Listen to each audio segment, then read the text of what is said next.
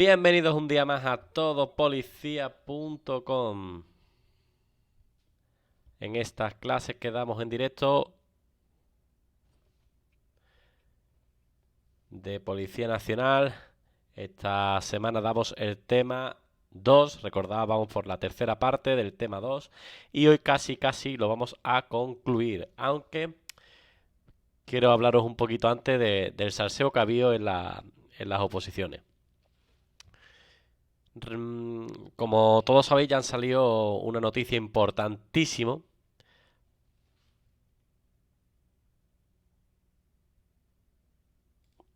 Una noticia importantísima, y es que el inglés no es obligatorio. El inglés no es obligatorio. Ha habido un poquito de salseo con las academias aquí en las redes sociales, con DePaul, Jurispol y demás academias, en las que unas decían o aseguraban que no iba a haber aseguran que iba a ser obligatorio. De hecho, sacaron cursos y Jurispol hoy ha sacado un tuit bastante polémico en el que dice, o el que manifestaba la reunión que han tenido el Consejo de la Policía con los sindicatos. A vosotros lo que realmente importa es que no va a haber examen de inglés en la promoción 39, muchísima suerte, aunque es solo una moratoria de 2 años, ¿vale? Dentro de 2 años será obligatorio. ¿Esto qué quiere decir?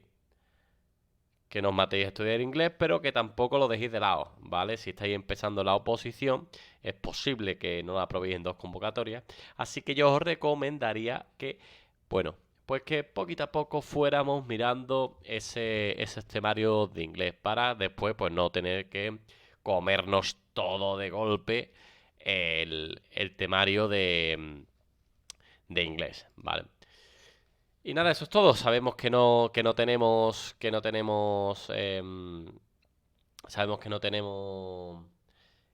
inglés, genial. Sabemos que tenemos una moratoria de 2 añitos, genial también. Y nada, lo que se prevé, lo que vais a flipar va a ser con el teórico, ¿vale? Va a ser un examen difícil porque al no haber ortografía en inglés, pues toda la carne parece ser que la división de formación y perfeccionamiento la va a poner en el examen teórico. Pero no te preocupes, porque por eso estoy aquí. Por eso estamos aquí reunidos para daros las clases de manera gratuita eh, del teórico, de la teoría de la escala básica. Lo vamos a ver entero, no os preocupéis, lo vamos a ver entero. Bien, antes que nada, creo que tengo problemitas con internet, me va bastante lento. Pero bueno, antes que nada quería agradecer a JCX307 por tu suscripción al canal y también quiero agradecer lo tenía por aquí, a AWE Some Black Bomb. También muchísimas gracias por vuestras suscripciones al canal, lo estáis haciendo grande. Es importantísimo para nosotros que os guste el contenido y que si os gusta, por supuesto, porque esto es totalmente gratuito, pues que lo apoyéis siguiéndonos, o si ya queréis apoyar aún más el canal, suscribiéndoos a este canal de Twitch. Recordad que también lo podéis ver en YouTube en diferido. Como siempre, comenzamos. Tenéis el chat en directo. El chat en directo para resolver todas las dudas que nos vayan surgiendo, ¿de acuerdo? Os recomiendo que lo utilicéis, nuestro chat en directo, ¿vale? Porque esto es lo que nos va a dar ese plus de clase, ¿no? Ese plus de no tener que verlo, por ejemplo, en YouTube, que no tenemos un profesor interactuando. En Twitch tenemos esta clase en directo y podéis utilizarlo y resolver las dudas que os surjan. Y nada, comenzamos con la tercera parte de este magnífico tema 2. Tema 2. Nos quedamos en el título 5, el que vamos a ver ahora, de las relaciones entre el gobierno y las cortes. Vamos a ir desgranando estos artículos. Y como siempre, si tenéis dudas, ya lo hemos dicho, tenéis el chat. Bien, Este título, el artículo 116, nos dice que una ley orgánica va a regular los estados de alarma, excepción y de sitio, las competencias y limitaciones correspondientes a estos estados. El estado de alarma será declarado por el gobierno, importante, declarado por el gobierno, mediante decreto acordado en el Consejo de Ministros, importante, un plazo máximo de 15 días. Se dará cuenta al Congreso de los Diputados. Además, reuniendo inmediatamente al efecto y sin cuya utilización no podrá ser prorrogada dicho plazo. Quiero decirte, la va a aprobar el gobierno por un decreto del Consejo de Ministros, por un plazo máximo de 15 días. En esos 15 días al Congreso, que además no lo podrá prorrogar sin autorización del Congreso, ¿vale? El decreto determinará el ámbito territorial, o sea, puede que solo afecte a parte del territorio, a lo que se extienden los efectos de la declaración. Aquí hubo polémica por el COVID, por ejemplo, porque había muchas personas que entendían que el plazo máximo era de 15 días. Quiero decirte, el Estado lo declara por decreto, 15 días, y vamos a dar cuenta al Congreso de los Diputados. Y aquí te decía que había muchos defensores que decían que la prórroga no podía ser más de 15 días. O sea, que cada 15 días tenían que ir al Congreso de los Diputados a dar cuenta, ¿no? Y a ver si se seguía prorrogando o no. Bueno, esto el gobierno actual pues no lo hizo. En la última estado de alarma lo que hizo es que lo voy a prorrogar 6 meses. Lo aprobaron las Cortes y nada. Aunque había juristas constitucionales que manifestaban que no, que eso no podía ser así, que era un plazo tácito de esos 15 días. Pero en la actualidad pues no se ha debatido y nada más. Nos dice que el estado de excepción será declarado por el gobierno, ¿vale? Ya hemos visto el estado de alarma, ahora nos vamos al estado de excepción. Va a ser declarado por el gobierno, mediante decreto acordado por el Consejo de Ministros, exactamente igual. Pero aquí lo que cambia es la previa utilización del Congreso.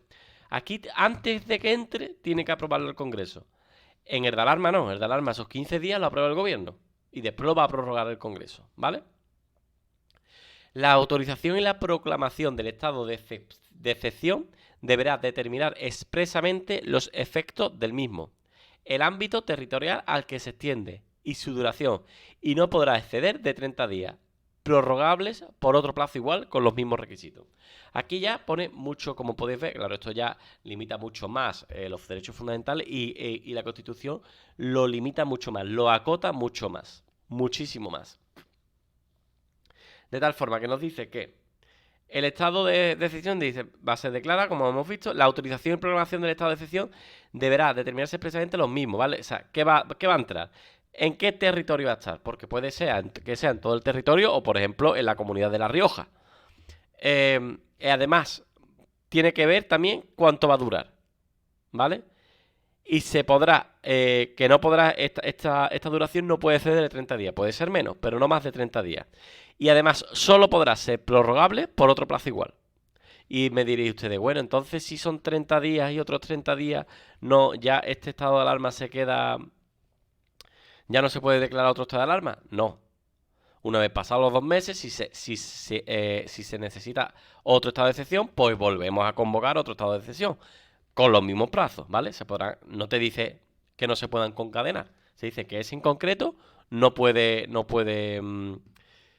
durar más de lo que se fije, más los 30 días prorrogables. Nos dice, después ya entramos en el estado de sitio. Nos dice que será declarado, y esto es importantísimo, por mayoría absoluta. Una reserva de ley, mayoría absoluta del Congreso de los Diputados. Del Congreso de los Diputados, ¿vale? Y solo puede ser propuesto por el gobierno. No puede haber un grupo parlamentario que lo proponga. Es una competencia exclusiva del gobierno. Solo lo puede exponer el gobierno. El Congreso va a determinar su ámbito territorial, su duración y condiciones. ¿Vale? ¿Qué entramos aquí? Como podéis ver, esto es muchísimo más restrictivo. El estado de sitio es ya un estado de preguerra o de guerra, ¿vale? Por eso, en los requisitos que se necesitan en la mayoría absoluta del Congreso de los Diputados, es una competencia exclusiva del gobierno, Y aquí, por ejemplo, no te pone prórroga ni nada. Aquí te dice ámbito territorial, duración y condiciones, ¿vale? Estos son los mínimos, ¿vale? Después hay una ley que lo va a regular.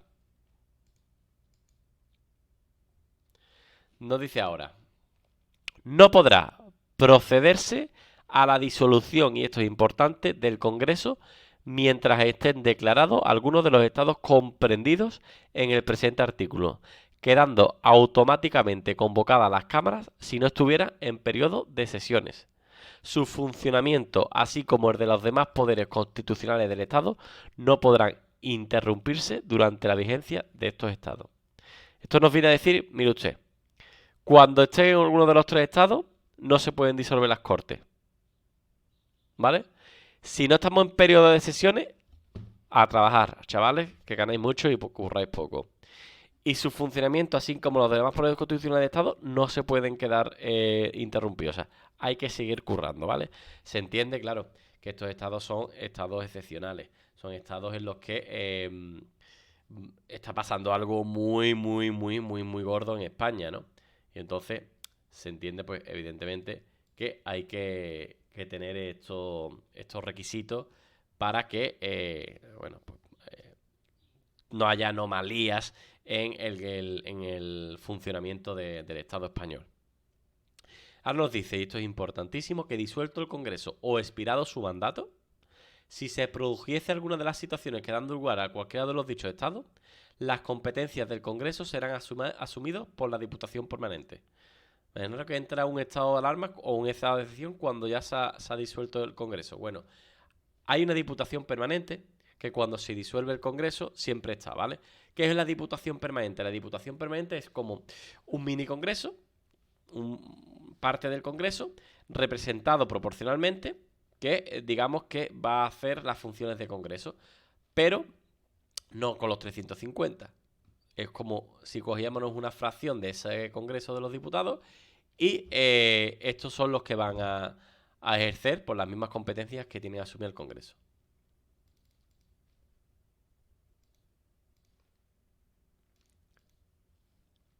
Vale, aquí.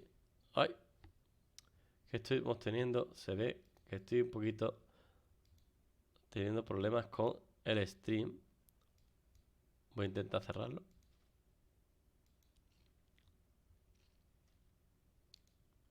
Bueno, pues sigamos un poquillo. 6. Nos dice que la declaración de los estados de alarma, excepción y de sitio no modificarán el principio de responsabilidad del gobierno y de sus agentes reconocidos en la Constitución y las leyes. Esto es importante también, ¿vale? Esto es muy importante. Dame un segundito que pongo aquí para acabar. Fuera. Esto es muy importante. Claro, nos está diciendo, ¿y usted?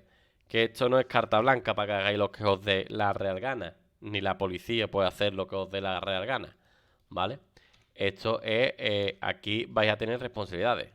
Esto, si obráis mal. ¿Qué duración máxima tendrá el estado de alarma? Bueno, pues el estado de alarma dice que no podrá exceder 15 días de duración. Y además debe ser autorizado por el Congreso de los Diputados, ¿vale? Cualquier prórroga a través de mayoría simple. Solo hace falta mayoría simple para prorrogar el estado de alarma. ¿Qué medidas se pueden tomar? Esto sí es muy importante. Las medidas que se pueden tomar en el estado de alarma. Nos dice que se puede limitar la circulación o permanencia de personas o vehículos en horas y lugares determinados o condicionarlas al cumplimiento de ciertos requisitos. Esto lo que nos va a privar es la libertad de circulación, de movimiento. Esto lo hemos vivido todos recientemente, todos nosotros. A practicar requisas temporales de todo tipo de bienes e imponer prestaciones personales obligatorias. Esto también lo hemos visto con las mascarillas. Recordad que se requisaban mascarillas, aunque esto puede tener también un efecto contrario, ¿vale? Pues ya lo que ustedes tienen una fábrica de mascarillas, estáis fabricando y ahora llega el Estado y te las quita. ¿Qué haces tú? Pues paralizas la fábrica. Así que esto es lo que pero se puede hacer, el estado de alarma te lo permite. Intervenir y ocupar transitoriamente, y esto es importante, transitoriamente, industrias, fábricas, talleres, explotaciones o locales de cualquier naturaleza, con la excepción de domicilios privados, dando cuenta de ello a los ministerios interesados. Bueno, pues imaginaros que en el supuesto anterior, Tenéis la fábrica de mascarillas, no fabricáis, pues dice el gobierno, bueno, pues te voy a quitar la fábrica, te la voy a ocupar transitoriamente, te la ocupo y fabrico yo las mascarillas. Esto no es tan fácil, ¿vale? Porque el gobierno va a ser incapaz de tener unos canales de distribución para coger las materias primas y transformarlas. Pero la ley te lo dice. Limitar o reaccionar el uso de servicios o el consumo de artículos de primera necesidad, así como impartir órdenes para asegurar el abastecimiento. Bueno, pues imaginaros lo que ha pasado con el aceite de oliva. El de oliva, no de girasol. Pues el gobierno podría, si la huelga de transportistas hubiera sido mucho más duradera con más seguimiento, pues a lo mejor el gobierno hubiera dicho, bueno, vamos a limitar el uso del aceite de girasol a 1 litro por mes, por persona. ¿Vale? Lo podría hacer si estamos dentro de un estado de alarma.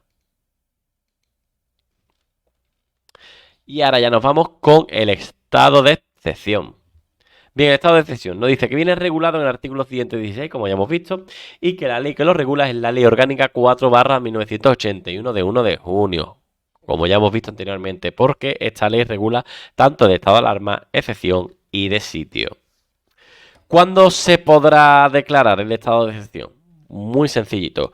Cuando el libre ejercicio de los derechos y libertades de los ciudadanos, el normal funcionamiento de las instituciones democráticas, el de los servicios públicos esenciales para la comunidad o cualquier otro aspecto de orden público resulte tan gravemente alterados que el ejercicio de potestades ordinarias fuera insuficiente para el restablecimiento y mantenimiento. Esto ya entramos en palabras mayores, como podemos ver, ¿vale?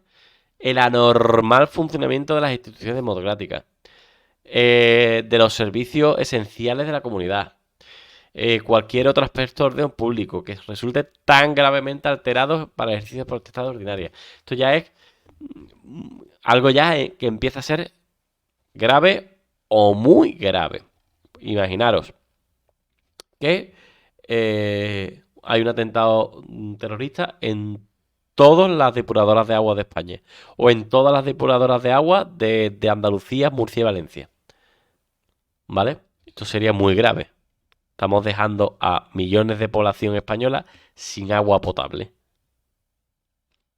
Esto requeriría un estado de excepción. ¿Quién lo podrá declarar? Esto es importantísimo, como ya hemos visto antes. El gobierno. Solo puede declarar el gobierno, de acuerdo con el apartado 3 del artículo 116.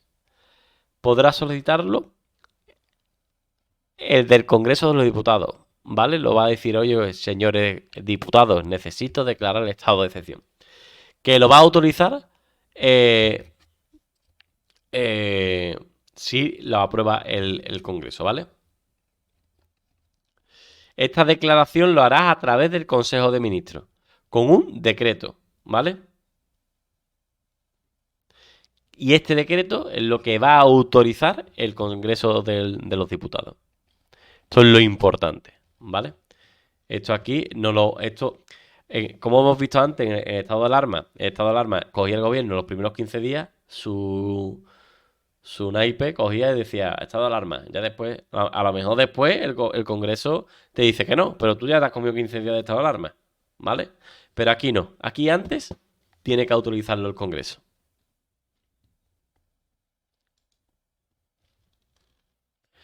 ¿Qué procedimiento se seguirá para declarar el estado de excepción? Nos dice que el gobierno remitirá al Congreso de los Diputados una solicitud de autorización, ¿vale? Que esta solicitud debe contener lo siguiente: la determinación de los efectos del estado de excepción, la mención expresa de los derechos que se van a suspender con el estado de excepción, que además no podrán ser otros que los enumerados en el apartado 1 del artículo 55 de la Constitución. O sea, no todos los derechos, solo esos en concreto. Relación de las medidas que se van a adoptar, referida a los derechos cuya suspensión específica se ha solicitado.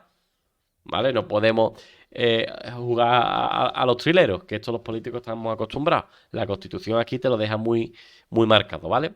El ámbito territorial, la duración que no podrá exceder de 30 días. O sea, usted, ¿dónde va a ser eso? ¿Y cuánto va a durar?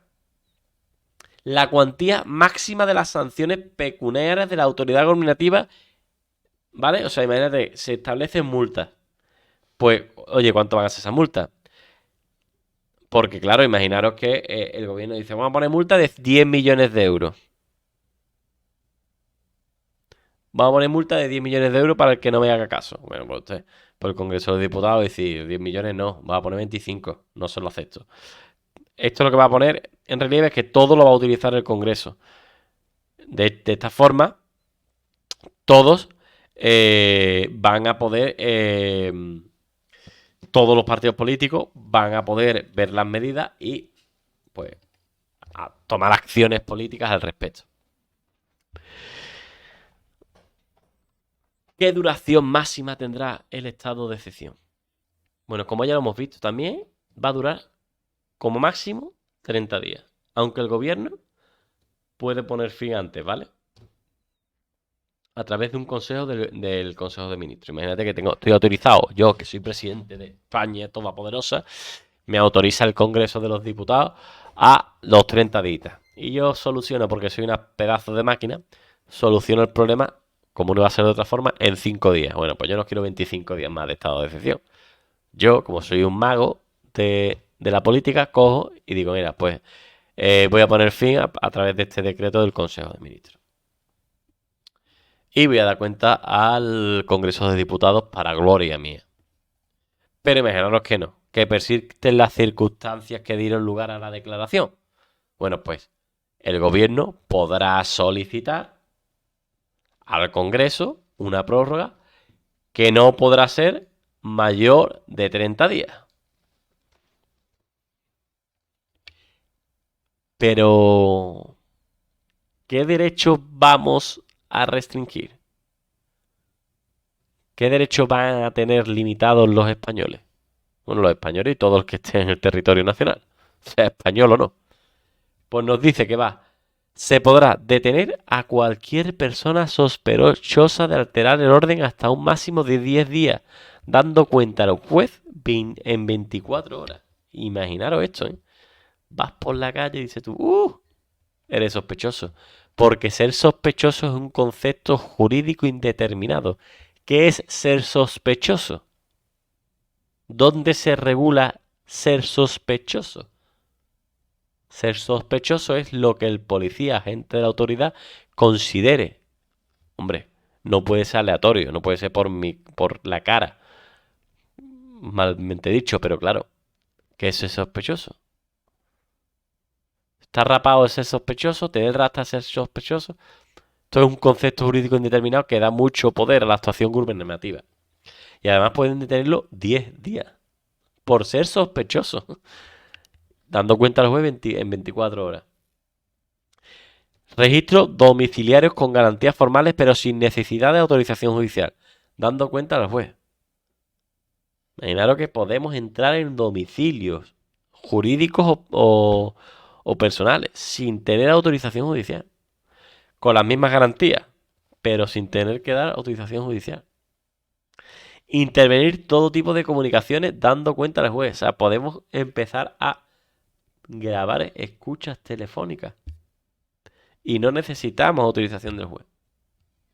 Bueno, escucha telefónica, carta, todo. Además, se podrá intervenir toda clase de transportes.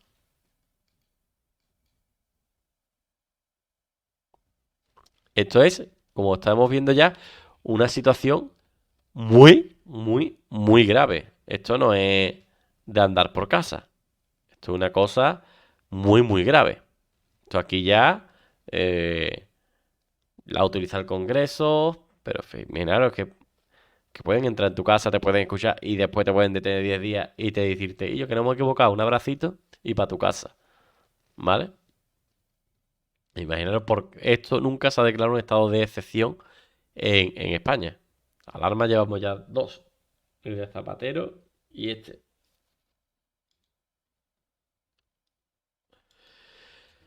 Bueno, vamos con las preguntitas rutinarias que me gustan a mí. Recordamos, podemos contestar a través de el chat, ¿vale? Contestamos todos a través del chat.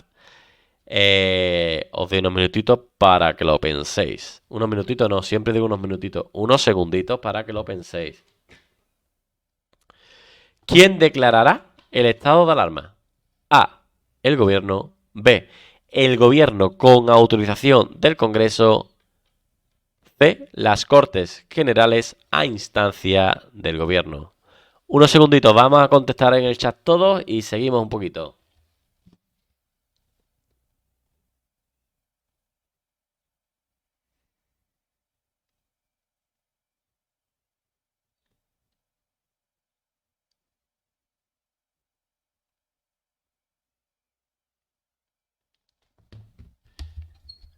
Y como todos sabemos, como todos hemos visto ya, la respuesta es A. No necesita autorización. La necesita para la prórroga. Bueno, y como siempre os voy a hablar de... bueno, como siempre. Os voy a hablar del temario que hemos lanzado en todopolicía.com. Es un temario increíble. O sea, si no lo tienes, vete corriendo a comprarlo, ¿eh? Imprescindible para cualquier opositor de policía nacional.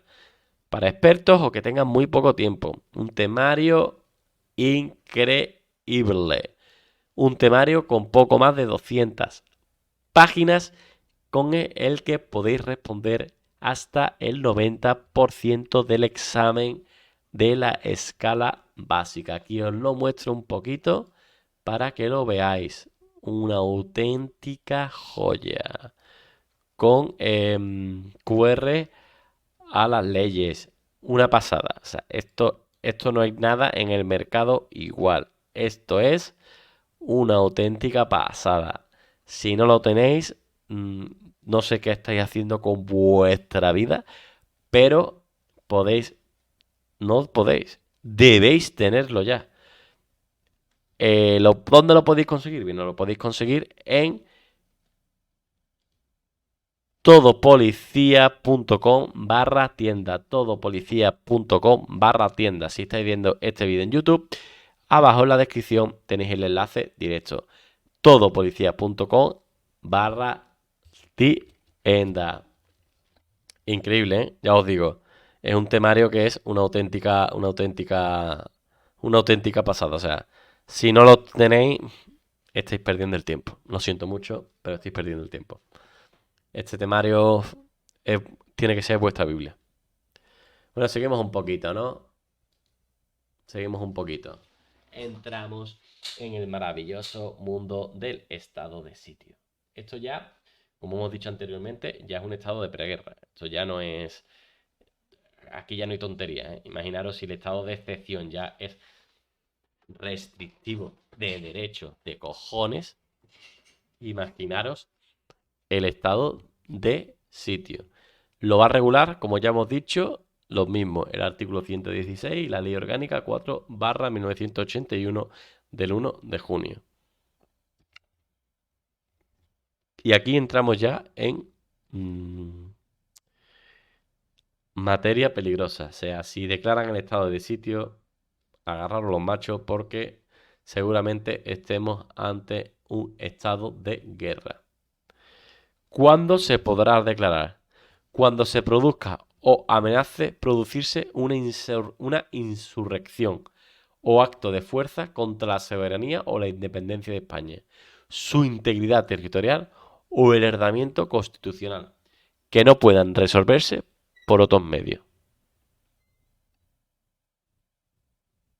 Imaginaros. Esto es guerra. ¿Quién lo declara? El Gobierno, de conformidad con lo dispuesto en el apartado 4 del artículo 116 de la Constitución, podrá proponer al Congreso de los Diputados la declaración del estado de sitio. El Gobierno lo propone. Solo lo puede proponer el Gobierno, no lo puede proponer nadie más. Pero ni siquiera el Gobierno tiene capacidad más allá de proponerlo al Congreso de los Diputados. Esto es ya peligroso. ¿Qué procedimiento se seguirá para declarar el estado de sitio? Bueno, pues será declarado por mayoría absoluta, 50% más uno de las Cortes, a propuesta exclusiva del gobierno. Importantísimo también. La autoridad militar procederá a publicar, ya la autoridad militar, a publicar y a difundir los oportunos bandos que contendrán las medidas y prevenciones necesarias, de acuerdo con nuestra Constitución. Ya empezamos aquí a hablar de autoridades militares, de bandos militares. Ya os estoy viendo con un uniforme militar, ¿eh? Y ahora más que tenemos la guerra de Ucrania, imaginaros. ¿Qué duración máxima tendrá el estado de sitio? El Congreso determinará su ámbito territorial, duración y condiciones del estado de sitio. Como podéis ver aquí, ya no hay límite. O sea, te va a decir lo que hay, pero antes sí tenemos límite cada 15 días, con prórroga de no sé qué. El estado de igual, ¿no? 30 días, con otra prórroga de otros 30 días. Aquí no hay límite, porque aquí se entiende que la situación es muy grave y que no se pueden estar reuniendo las cortes cada 2 por 3. Esto es ya algo, palabras mayores, ¿eh? ¿Qué derechos se pueden restringir? Bueno, pues se pueden restringir, además de todo lo que ya hemos visto en el estado de alarma y de excepción,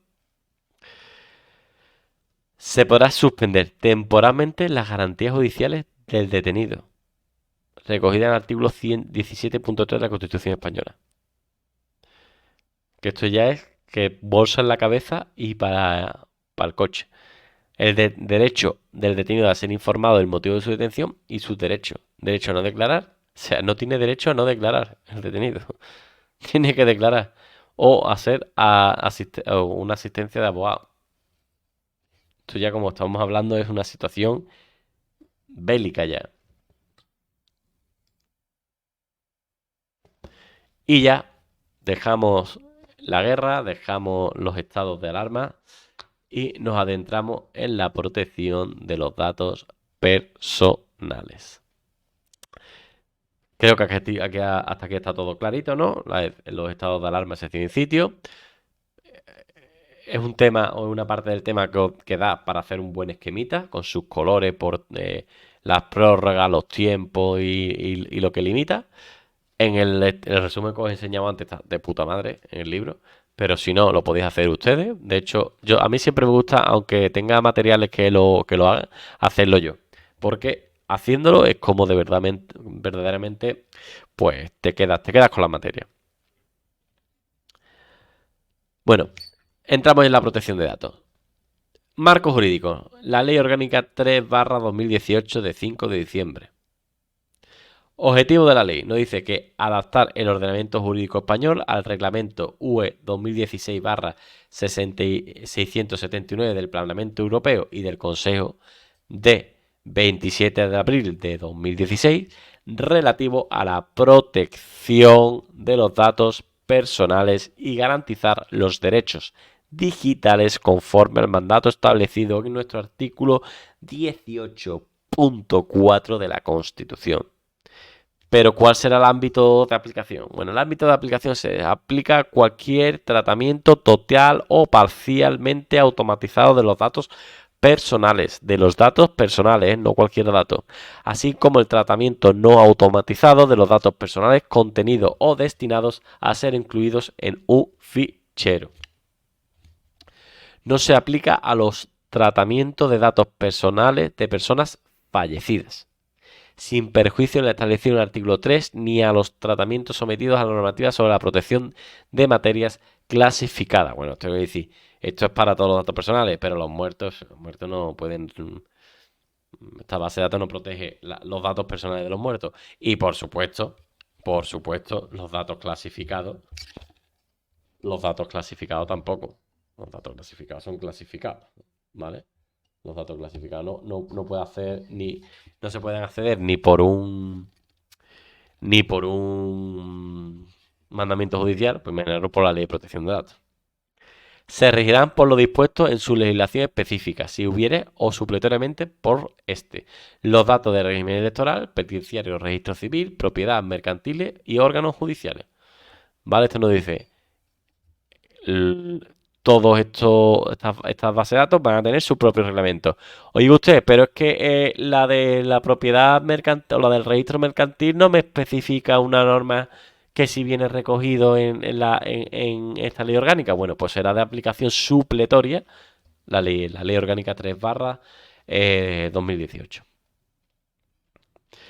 Personas fallecidas. El artículo 3 habla de las personas fallecidas. Dice que podrán dirigirse al responsable de los datos del fallecido para solicitar el acceso, rectificación o supresión de los mismos, salvo que éste o prohibiera o así lo determinara una ley. Las personas vinculadas al fallecido por razones familiares, de hecho, o su heredero. Bueno, te voy a decir que si fallece tu padre o tu abuelo o el que sea, pues puedes solicitar la supresión de estos datos con la excepción de que estuviera prohibida en una ley. Exactitud. Esto nos habla del artículo 4. Nos dice que no será imputable al responsable del tratamiento la inexactitud de los datos siempre que hubiese sido obtenido por responsable directamente afectado, hubiese sido obtenido por el responsable de un mediador o intermediario, hubiesen sido o fuesen sometidos a tratamiento por el responsable por haber los recibido de otro responsable o fuesen obtenidos por un registro público por el responsable. Esto lo que viene a hacer es que exonera al responsable de los datos en determinados casos por la inexactitud de los mismos. Deber de confidencialidad. Importante también este deber. Los responsables y encargados del tratamiento de datos, así como todas las personas que intervengan en cualquier fase de este estarán sujetas al deber de confidencialidad. Importantísimo. O sea, estos datos son privados, son confidenciales. Y el que tiene esos datos debe mantener esa confidencialidad. No me sale la palabrita. La obligación se mantendrá aun cuando hubiese finalizado la relación del obligado con el responsable o encargado del tratamiento. Pues imaginaros que termina la relación, ya no eres cliente mío, pero sigo teniendo todos tus datos porque Hacienda me obliga a guardar los 4 años. Bueno, pues sigo siendo responsable. Que no sea mi cliente no significa que no sea responsable de esos datos, porque los sigo teniendo yo. Tratamiento basado en el consentimiento del afectado. Esto nos habla su artículo 6 y nos dice que se entiende por consentimiento del afectado toda manifestación de voluntad libre, específica, informada e inequívoca. Fijaros los requisitos, tiene que ser libre, específica, informada e inequívoca, por la que éste acepta, ya sea mediante una declaración o una clara acción afirmativa, el tratamiento de datos personales que le concierne. O sea, para que estemos incluidos en una base de datos, ese consentimiento es libre, específico, informado y inequívoco. O sea, no nos pueden engañar, aunque nosotros demos la afirmación. Cuando se pretenda fundar el tratamiento de los datos en el consentimiento del afectado para una pluralidad de finalidades, será preciso que conste de manera específica e inequívoca que dicho consentimiento se otorga para todas ellas. Mire usted, estos datos van a ser utilizados para estudiar los hábitos de consumo, para campañas de marketing y para estudios de medicina. Bueno, pues para que sean utilizados en todos esos campos, nosotros tenemos que dar la autorización en cada una de ellas, en las 3. No sería nulo o estarían haciendo uso incorrecto de nuestros datos personales si, por ejemplo, solo damos autorización para una y empiezan a utilizarlo para todos los demás. No podrán supeditarse la ejecución del contrato a que el afectado consienta el tratamiento de los datos personales por finalidades que no guarden relación con el mantenimiento, desarrollo o control de la relación contractual. ¿Vale? Esto es lo que nos voy a decir. Que que no se puede supeditar, que no se puede enlazar la ejecución del contrato con los tratamientos de datos, ¿vale? Para una finalidad que no guarden relación. Imaginaros, yo te doy mis datos para que me hagas la factura, pero no para que me hagas campañas de marketing conmigo o me ofrezcas servicios. Yo solo te doy mis datos para la factura. No me llames a las 4 de la tarde todos los días para ofrecerme un móvil nuevo o una tarifa nueva, porque para eso yo no te doy los datos, ¿vale? Y aquí lo que podéis entender aquí en relación contractual. Contractual es que hay un contrato por medio. Extracontractual es que no hay contrato por medio. ¿Vale? Esto es de derecho civil. Contractual, acordaros, contrato por medio. Hay un contrato que vincula a un acreedor y, y a un y a otra parte. Y a un deudor, que no me salía. A un acreedor y a un deudor. ¿Vale? Consentimiento de los menores de edad. Artículo 7. Nos dice que el tratamiento de los datos personales de un menor de edad únicamente podrá fundarse en su consentimiento cuando sea mayor de 14 años. Menor de 14 años no puede dar consentimiento.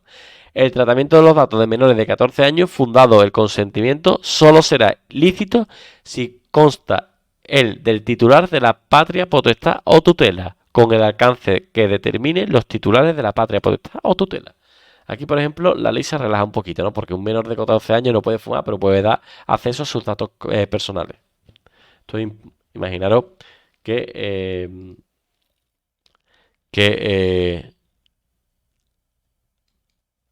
lo importante que es. Porque un menor no puede hacer muchas cosas, pero los datos personales de un menor son importantísimos. Los datos personales de los menores deberían estar muy protegidos. Pero mira, aquí al menor se le data de esa capacidad jurídica para dar su consentimiento. Categorías especiales de los datos. Nos dice que el solo consentimiento del afectado no bastará para levantar la prohibición del tratamiento de datos cuya finalidad principal sea identificar su ideología, afiliación sindical, religión, orientación sexual, creencias u origen racial o étnico. Es decir, aunque yo te dé mi consentimiento, está totalmente prohibido. Yo te puedo decir, no, es que mira, yo soy neonazi y te doy mi consentimiento para que hagas estudios sobre ello, ¿sabes? Y me ofrezca puños americanos. Anuncios de puños americanos, que es lo que me gusta a mí. Bueno, no puedes.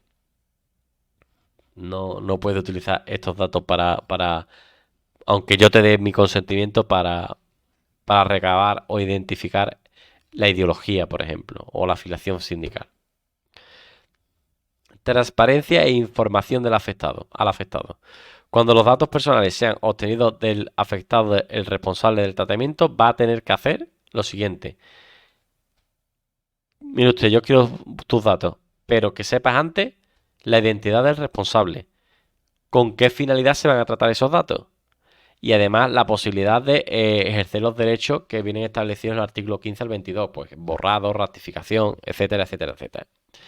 ¿Vale? Todo eso eh, tienes que saberlo antes de autorizar la inclusión en la base de datos.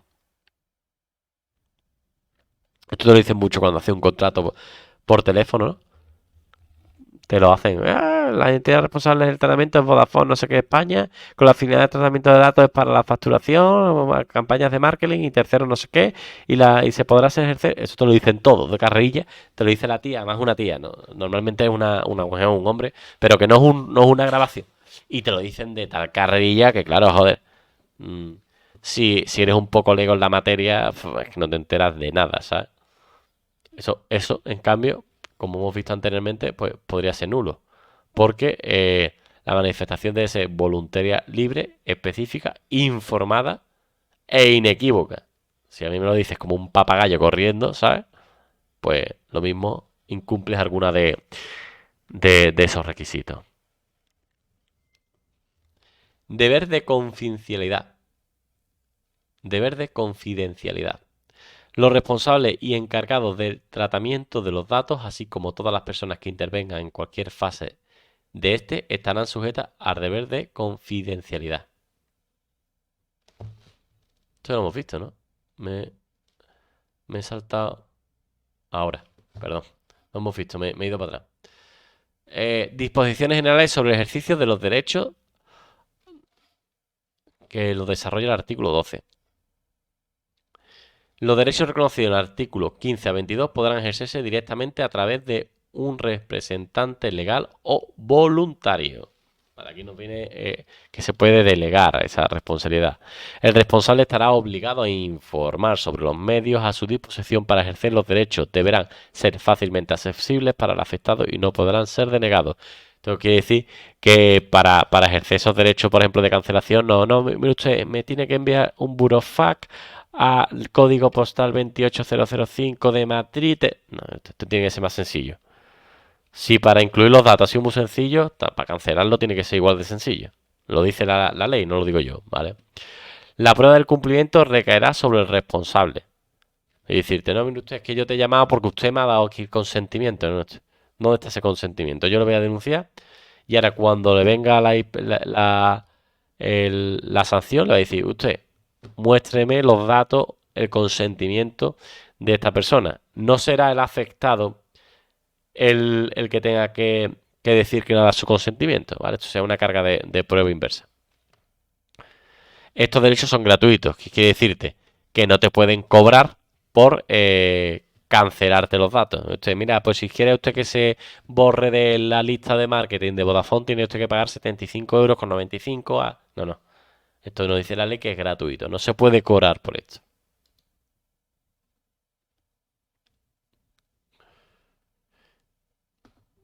Vamos a ver cuánto vamos.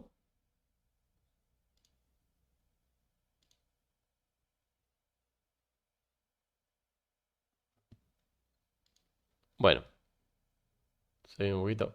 Bueno, lo podemos dejar ya por aquí más o menos. Bueno, vamos a seguir un poquito. Venga, seguimos un poquito. Una diapositiva más. Que como hemos hecho el corte por medio, seguimos un poquito. Venga. Derecho de acceso. El derecho de acceso del afectado se ejercitará de acuerdo con lo establecido en el artículo 15 del reglamento, ¿vale? De la Unión Europea, este que hemos visto anteriormente. Cuando el responsable trate de una gran cantidad de datos, podrá solicitarle, antes de facilitar la información, que el afectado especifique los datos o actividades de tratamiento a los que se refiere la solicitud. Usted, yo quiero acceder a mis datos y ahora tengo de ti tengo de ti un montón de datos. Me tienes que decir cuál quieres. O no puedo tener un tío aquí, no puedo pagar un tío 25 días para que tú tengas los datos. Especifícame y te los doy. El derecho de acceso se entenderá otorgado si el responsable del tratamiento facilitara al afectado un sistema de acceso remoto. Bueno, pues a lo mejor damos, para no tener que tener a nadie viendo los datos estos cada vez que me envíe una rectificación, pues quiero un usuario y contraseña y cada usuario pues puede modificar sus datos, puede modificar o cambiar los datos que quiera o cambiar los consentimientos que quiera. Bueno, pues de esta forma se entenderá otorgado este derecho, ¿vale? Se podrá considerar repetitivo el ejercicio de los derechos de acceso en más de una ocasión durante el plazo de 6 meses, a menos que exista una causa legítima para ello. Esto lo que me dice es que, oye usted, no me venga aquí a romper la cabeza cada 2 días porque no tengo tiempo para usted. Cada 6 meses lo podemos hacer. Más de 6 meses, o sea, menos de 6 meses, ya se considera repetitivo este ejercicio del derecho. A no ser que haya una causa súper legítima, ¿vale? Para ello. Que hay gente también que es muy pesada. También os lo digo, ¿eh? Si la solicitud se considera excesiva, el responsable de los datos podrá exigir un canon. Vale, esto es excesiva. Bueno, ¿qué es excesiva? Porque esto también es lo que estamos hablando, conceptos jurídicos indeterminados. ¿Qué es excesiva? Lo que el responsable considera que es excesivo. Bueno, pues se tendría que entender que es excesivo algo que le vaya a suponer un coste económico a la empresa. Importante. Y un canon no es más que a pagar. Que no es lo habitual, ¿vale? Esto no es lo habitual porque seguramente si después lo recurre, seguramente va a perder. Derecho de rectificación. El afectado deberá indicar en su solicitud a qué datos se refiere y a la corrección que haya de realizarse. ¿Vale? La rectificación es modificar datos, no es borrarlos, ¿vale? Entonces, nosotros queríamos ver que me ha puesto a mí Antonio José y soy José Rafael. Bueno, pues voy a enviar una solicitud a la empresa y decir yo que no soy, que yo realmente me llamo José Rafael. Modifiquen ustedes los datos. Deberá acompañar, cuando sea preciso, la documentación justificativa de la inexactitud o carácter incompleto de los datos. Bueno, pues como para yo modificar esos datos, para que la empresa se crea que yo me llamo Antonio Rafael, pues le voy a juntar la fotocopia de mi DNI y de esta forma podrán ver que yo realmente me llamo de esa forma.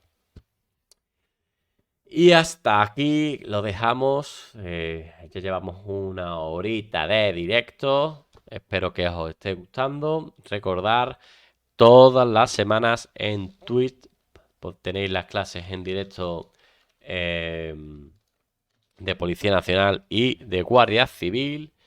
Nos gustaría muchísimo que nos siguieras en Twitch. Y si te gusta este contenido y quieres apoyarlo, pues puedes hacerlo suscribiéndote a nuestro canal de Twitch. Recordad, como siempre decimos, que puedes ver en los horarios de la semana de las clases en nuestro canal en todopolicía.com/foro, en el foro mayor de opositores de Policía Nacional, y aquí tenéis los horarios para que no os perdáis ninguna clase. Recordad que el directo es mucho mejor que el diferido, porque el directo estamos todos juntitos, podemos hablar y podéis resolver vuestras dudas en el chat, que además es en directo. ¿Que no podéis ver directo? Bueno, tenéis colgadas las clases en nuestro canal de YouTube, que también os animo a suscribiros y a ver las clases todas las veces que os hagan falta para asimilar los conceptos. Y eso es todo. Ha sido una clase intensita. Seguimos ya con la última parte del tema 2. Ya lo terminamos la semana que viene. La semana que viene seguramente sea una clase medio cortita. No os daré mucho la brasa. Así que espero que estéis todo bien, que paséis una buena Semana Santa. No paramos los opositores, pero también tomaros vuestro merecido descanso, que también os lo merecéis. Eso es todo. Nos vemos el miércoles en la clase de Guardia Civil. Si estáis opositando también a Guardia Civil. Si no, nos vemos la semana que viene. Muchísimas gracias por tu atención y nos vemos la semana que viene.